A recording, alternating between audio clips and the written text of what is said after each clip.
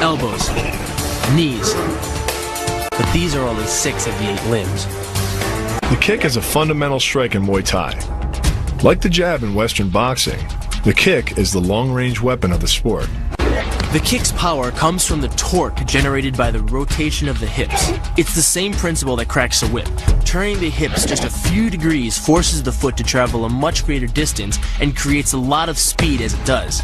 The longer the leg and quicker the rotation, the faster the kick. And unlike karate, Muay Thai fighters are also taught to strike with the hard bone of the shin. A Muay Thai kick can generate roughly the same force as a baseball bat, enough to crack a rib or a leg. That same focus and accuracy are at the core of the drip, and are the same principles that underlie the most devastating strike in Muay Thai. Basically, it works like a point of a knife. All the force is magnified by being concentrated in a small, hard area. Even if the elbow doesn't deliver a knockout, it will almost always leave a nasty cut and often end a fight. With the long-range power angle kick and the fight-stopping elbow strike, we've made a good start at building our Muay Thai arsenal. But there's still a lot to learn. But the school could teach us another move to add to our arsenal. One that works seamlessly with weapons or without. The knee strike. Getting in close neutralizes the opponent's weapon advantage. Then, in the clinch, we bring the power of the knee to bear. Unlike the kick, which relies on rotation to create power, the knee gets its power from leverage. Pulling our opponent down as we drive the knee up can deliver up to 2.5 tons of force, enough to lift a car. It's not the arms, but the legs that drive our fists. Like a piston, the explosive power of the legs is capable of generating hundreds of pounds of force, all to a very vulnerable area, the soft underside of the opponent's jaw. Like the Hanuman move, the flying knee relies on the explosive power of the legs. But rather than spread the power of our blow over 2 fists, it concentrates it into the spear point of the knee and combines it with the force of gravity. The move is difficult but devastating. There's no opposing object to push against, so all the energy of the move must come from the momentum of the leap and the acceleration of the kick.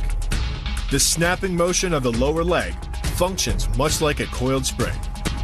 When unleashed, the kick reaches impact speeds of 20 miles per hour and delivers up to 400 pounds of force to the opponent's chest.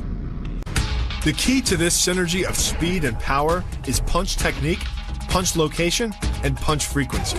With your elbows tucked in behind your fist, the energy of each punch is maximized.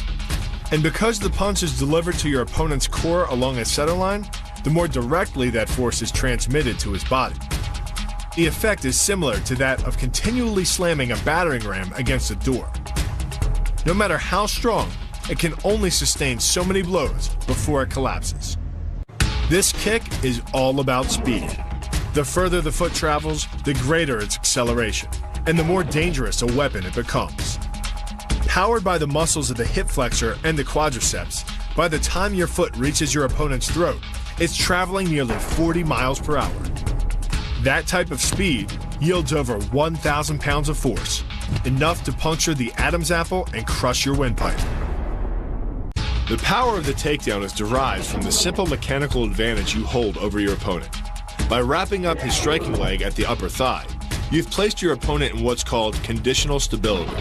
If he remains stationary, he could technically maintain his balance indefinitely. But by driving him backward and initiating a sweep of his other leg, you've added 2 destabilizing factors, and the loose center of gravity simply cannot hold. The tornado kick is a study in controlled chaos. A quick spin confuses your opponent. Then one knee is thrust into the air, launching your entire body high enough to fire a powerful kick. The momentum generated by your body weight rotating freely, combined with a powerful hip thrust, creates a devastating blow of over 700 pounds of force upon impact. More than enough to permanently damage the hyaline cartilage that protects the larynx and spinal cord. What makes this combo so effective is the momentum behind it. Powered by the running start and the most powerful muscles in the body, the quadriceps, the initial kick lands at 15 miles per hour. The second kick creates 3 times the injury-producing energy as the first, delivering over 650 pounds of force. That's like taking a shot from a sledgehammer to the face. More than enough to score a knockout and rearrange some facial features. The axe kick draws its power differently than most kicks.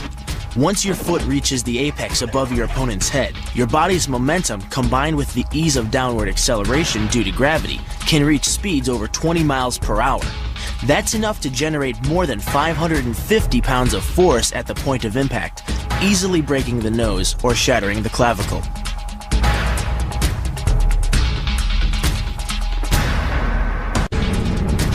The power of this move comes from the spin. The rotation of the torso, combined with the foot at the extremity of that rotation, generates speeds of over 20 miles per hour. By the time the heel connects with the solar plexus, it is traveling 60 miles per hour and transfers over